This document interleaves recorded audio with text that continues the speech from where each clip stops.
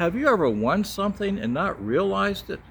Once I was running a 5K race. As I got into it, I found this is going to be a very hilly and challenging course. And to this day, it is one of the toughest ones I've ever run. However, most of my training had been on hills because that's all there was around where I lived at the time. So I was prepared for them, knew how to handle them. As I got into the race, I found that I was running most of it alone. I figured I must be in the lonely middle. The faster runners, they've moved up ahead. Slower runners, they're behind. And that's the way it stayed throughout almost the whole race.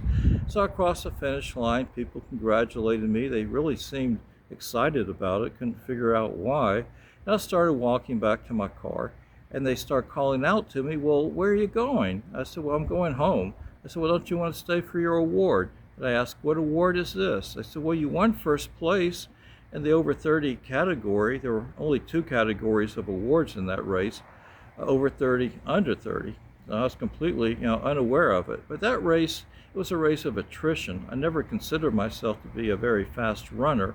However, this race was different. It's basically about, who could tough it out the longest on those hills. But our Christian experience can be like that. We train to be better and compete against the world through study, developing our spiritual fruits, and growing in obedience to the Lord.